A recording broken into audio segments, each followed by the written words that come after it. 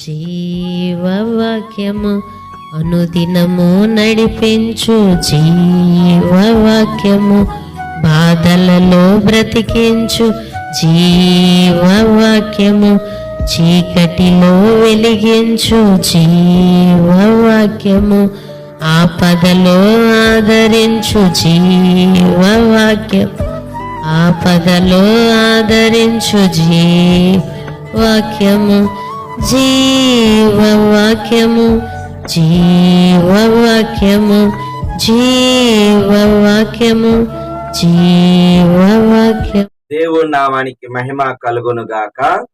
క్రీస్తు నందు ప్రియమైన దేవుని బిడ్డలారా, ఈ దినము నవంబర్ 13వ తేదీ లేఖన భాగము హెబ్రీలకు రాసిన పత్రిక 10వ అధ్యాయము 1 నుండి 23 వచనాలలో దేవుని యొక్క వాగ్దానము 16వ వచనము, నా ధర్మ విధులను వారి హృదయమునందు ఉంచి వారి మనసు మీద వాటిని రాయుదును.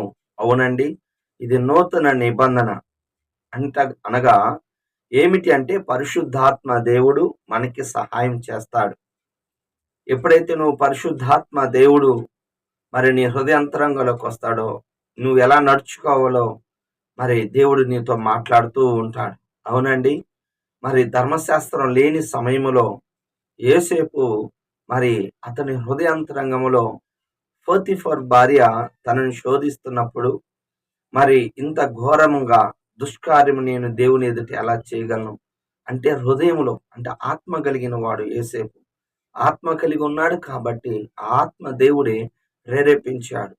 నువ్వు దేవుని నమ్ముకున్నప్పుడు దేవుని యొక్క ధర్మ విధులు నీ హృదయం మీద నీ మనసు మీద రాస్తాడు. అవి అలాగని ప్రింట్ అయి ఉంటాయి. అవును, యవన బిడ్డలు కూడా మరి సామెతల గ్రంథం చదువుతూ ఉన్నప్పుడు వాళ్ళ యొక్క ఆ వాక్యాలు మరి ఎలా అంటే యవనస్తులు దేని చేత తమ నడతను శుద్ధిపరచుకుందరు, వాక్యమును చూసుకున్నట్టు చేతనే కదా. అవును, ఆ వాక్యం అనేది నీ హృదయం మీద దేవుడు రాస్తాడు. యోసేపు నీతిగా జీవించాడు. ఎవడైనా క్రీస్తు యేసునందు ఉన్న ఎడల వాడు నూతన సృష్టి, పాతవి గతించును. అవునండి, యెహెజ్కేలు గ్రంథం 11వ అధ్యాయం 19వ వచనంలో మీలో ఉన్న రాతి హృదయాన్ని తీసివేసి మెత్తని మాంస హృదయాన్ని నేను ఇస్తాను అంటాడు. అలాగని ఈ అంత్య దినాలలో ప్రభు సమరయ స్త్రీతో స్పష్టంగా చెప్పాడు. మరి యోహాను సువార్త 4వ అధ్యాయం 21వ వచనంలో మరి ఒక సమయం వస్తుంది, ఒక కాలం వస్తుంది, అప్పుడు ఈ గెరీజిము కొండ మీద సమరయులు గెరీజు కొండ మీద మరి యెరూషలేములో యూదులు ఇలాగ ఆరాధించటం కాదు, ఆత్మతో సత్యముతో ఆరాధించే కాలము వస్తుంది, అది ఇప్పుడు వచ్చే ఉన్నదని సమరయ స్త్రీతో చెప్పాడు. ఎప్పుడైతే ఆమె యేసు ప్రభువుని మరి ఒప్పుకున్నదో, మెస్సీగా అంగీకరించిందో, కొండను విడిచిపెట్టి ఊరిలోనికి వెళ్ళి సాక్ష్యము చెప్పి మరి అనేక మందిని ప్రభు దగ్గరికి నడిపించింది. అవును, మన హృదయ అంతరంగము మారుతుంది. నిజమేనండి, నేటి దినాలలో ప్రభువుని స్పష్టంగా నువ్వు అంగీకరిస్తే, హృదయానికి అంగీకరిస్తే ఒక వడ్ల గింజ మిషన్లో పడితే బీబి గింజ అయినట్లుగా మరి అది ఉపయోగకరంగా ఉంటుంది. వడ్లను తినలేం కానీ బియ్యాన్ని తినగలం. గమనించండి, అలాగా అనేక మందికి మేలుకరంగాను దీవెనకరంగాను ఉంటామని వాక్యం సెలవిస్తుంది. దానికి కారణము దేవుడు తన ఆజ్ఞను విధులను నీ హృదయం మీద రాస్తాడు. దేవుడు అట్టి కృప నీకు అనుగ్రహించును గాక. ఒప్పుకోవలసిన పాపాన్ని మనం చూసినట్లయితే 22వ వచనము, మనసాక్షి కల్మషము కలగకుండా చూసుకోవాలి.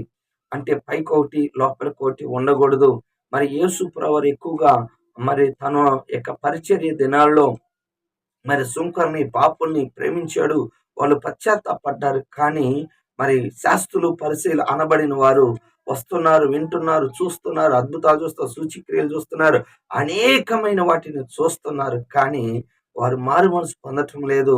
వాళ్ళ గురించి యేసు ప్రభువారు మత్తయి సువార్త 23వ అధ్యాయము 27, 28 వచనాల్లో, అయ్యో పరిసయ్యులారా, మీరు పైకి ఎలాగుంటారు అంటే సున్నం కొట్టిన సమాధులు, తెల్లగా మరి వెలుపటకి అలంకారంగాను శృంగారంగాను ఉంటాయి, కానీ లోపల ఎలాగుంటాయి అంటే సమస్తము కూడా మరి ఎముకలు, కుళ్ళు, కల్మషం. అంటే పైకి నీతిమంతులుగా కనపడతారు, హృదయాంతరంగం బాగుండదు. అందుకే సమరయుడు మరి సుంకరి దేవాలయంలో ప్రార్థన చేయటానికి వెళ్ళినప్పుడు మరి పరిసేయుడు నిలబడి ఎంతగానో ప్రార్థన చేస్తున్నాడు. నేను వారానికి 2 దినాలు ఉపవాసం ఉంటున్నాను, దశమ భాగం ఇస్తున్నాను, మరి సుంకర్ లాంటి వాడిని కాదు, నేను దొంగని కాదు, చోరుని కాదు, మరి నేను వ్యభిచారిని కాదు అంటూ చాలా రకాల పెద్ద పెద్ద మాటలు మాట్లాడుతున్నాడు. సుంకరైతే దేవా నేను పాపిని, నా పాపాలు క్షమించని చెప్పాడు. అవునండి, ఈ దినము నువ్వు కూడా పరిసయ్యలాగా హృదయాంతరంగంలో కల్మషం పెట్టుకోవద్దు. మరి కడిగి వేసుకొని పశ్చాత్తాపడితే దేవుడు మన యొక్క హృదయాన్ని, మన మనస్సుని శుద్ధి చేస్తాడు, మన మనస్సాక్షిని శుద్ధి చేస్తాడు. చివరిగా అనుసరించవలసిన ఆజ్ఞ మన నిరీక్షణ విషయమై మరి 23వ వచనము, హెబ్రీయులకు రాసిన పత్రిక 10వ అధ్యాయం 23వ వచనంలో మన నిరీక్షణ విషయమై మనం ఒప్పుకున్న దాన్ని నిశ్చయముగా పట్టుకుందాము. అవునండి, ఒప్పుకున్న దాన్ని మనం గట్టిగా పట్టుకోవాలని వాక్యం సెలవిస్తుంది. హెబ్రీయులకు రాసిన పత్రిక 11వ అధ్యాయం 14వ వచనంలో విశ్వాసమునందు బలహీనులు కాక అబ్రహాము శారా మరి మృతతుల్యమైన గర్భములో నుండి మరి విశ్వాసము చేత, ఆ విశ్వాస బలము చేత ఆమె వాగ్దాన పుత్రుని పొందుకున్నది. అవునండి, నిరీక్షణ అంటే, విశ్వాసం అంటే చూడండి దాన్ని దేవుడు ఇస్తాడని ఎదురు చూడటం నిరీక్షణే. విశ్వాసం అంటే నిరీక్షింపబడిన వాటి యొక్క నిజ స్వరూపం. అది నిజం, బట్ వెయిట్ చేయాలి. అవును, ఆ యొక్క నిజానికి ముందు నిరీక్షణ, ఎదురు చూడటం. దేవుడు ఇస్తాడు. వాళ్ళు ఎదురు చూశారు, గొప్పగా వాళ్ళు దీవించబడ్డాడు. వారి యొక్క సంతానం ఇసుక రేణు వలె దీవించబడినది, అద్భుతంగా ఆశీర్వదించబడింది. ప్రపంచంలోని అనేక మందికి దీవెనకరంగా వాళ్ళు తయారయ్యారు. అనేకమైన టెక్నాలజీ విషయంలో కానీ, సాఫ్ట్వేర్ కానీ, అనేకమైన విషయాలలో వాళ్ళు అన్ని రంగాలలో, మరి మన ఇజ్రాయెల్ దేశాన్ని చూస్తే 90 లక్షలు, దగ్గర దగ్గర 1 కోటి మంది ఉంటారు. కానీ అన్ని విషయాల వాళ్ళు అభివృద్ధి పొందటానికి కారణం దేవుడి యొక్క వాగ్దానం, అబ్రహాంకి ఇచ్చిన వాగ్దానం. నువ్వు నమ్మకంగా ఉంటే నీ వాగ్దానం తరతరాలు ప్రవహిస్తుంది.